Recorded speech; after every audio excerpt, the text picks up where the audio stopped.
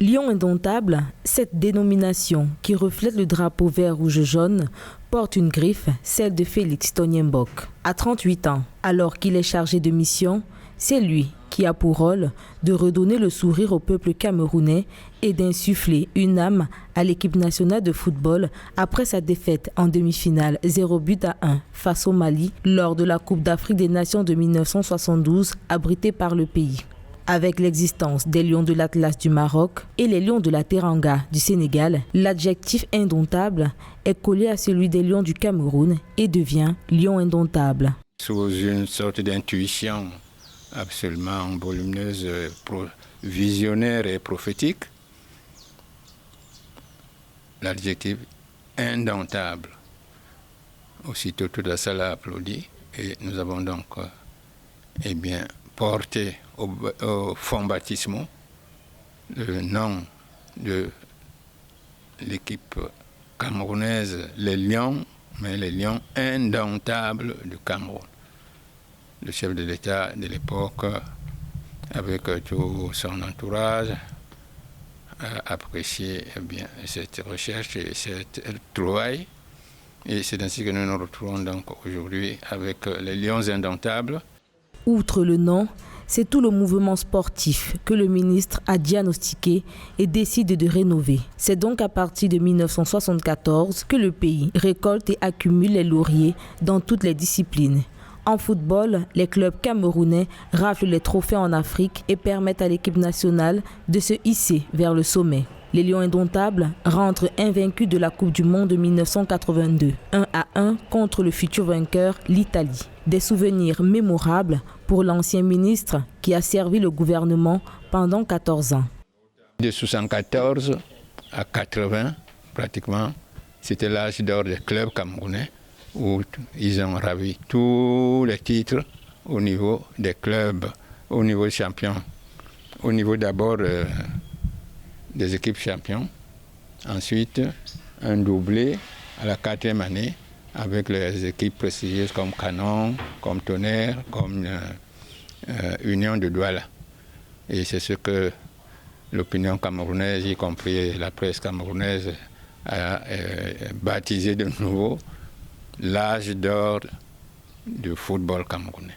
Les confidences de Félix Tonyenbok, l'homme qui créa les Lions indomptables, livre de Édouard Oum, réédité, a été présenté à la presse récemment à Yaoundé, capitale du Cameroun, par l'ancien ministre. Une aubaine pour les nouvelles générations qui veulent se documenter sur le créateur de cet emblème devenu une véritable légende. Ville chargée d'histoire, Doumé est située dans le Oignon, à seulement 55 km de Bertoua, chef-lieu de la province de l'Est du Cameroun.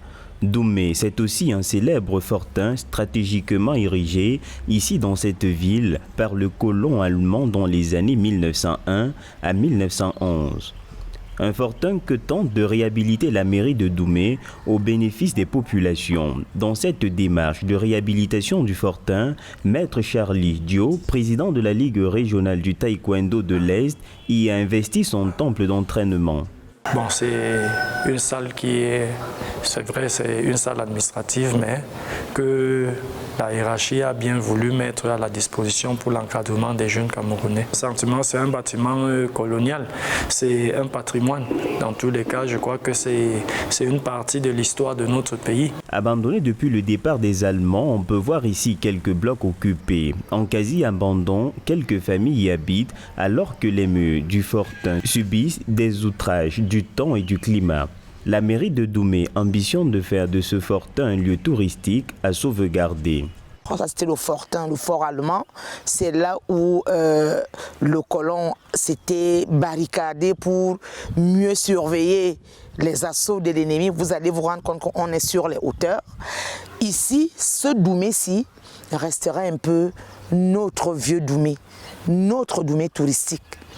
Parce que je suis convaincu que la mairie partira d'ici. Ici restera, nous avons pensé que ce sera notre bibliothèque municipale.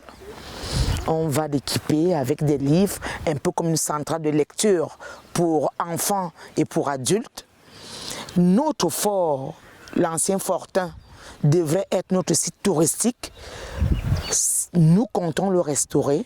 La réhabilitation du fortin de Doumé reste une préoccupation pour les autorités qui voient là une marque forte de l'histoire de Doumé, une nouvelle destination qui pourra attirer les touristes et visiteurs curieux de partager l'histoire du fortin de Doumé.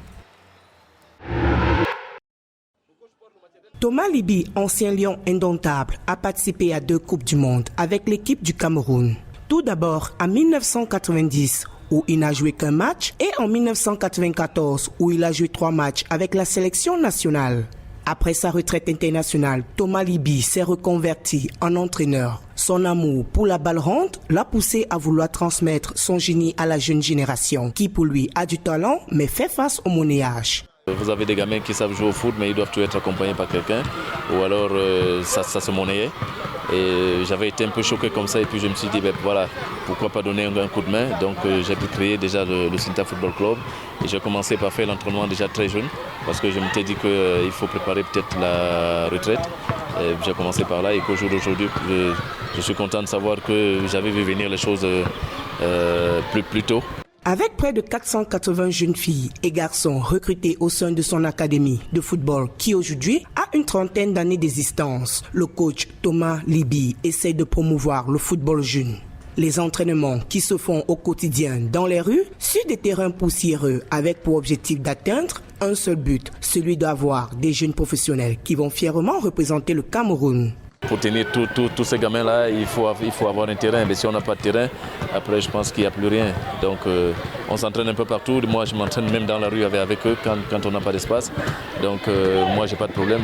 Qui dit promotion du football jeune parle aussi de l'éducation des joueurs dès la base. Selon Thomas Libi, au-delà des enseignements sur les terrains, il passe la plupart du temps à inculquer des notions de civisme à ses poulains. C'est vraiment pas du tout évident, parce que même quand vous regardez notre équipe nationale jouer, vous ressentez à l'intérieur qu'il y a un problème d'ego.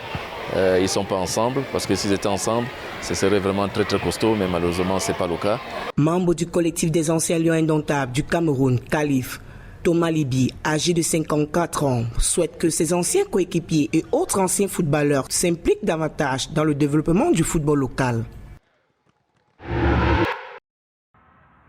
Le Burkina Faso et le Sénégal s'affrontent le 2 février dans la première demi-finale de la 33e édition de la Coupe d'Afrique des Nations 2021. Les étalons ont sorti la Tunisie en quart de finale, 1-0. Le Sénégal a écarté la Guinée équatoriale, 3-1.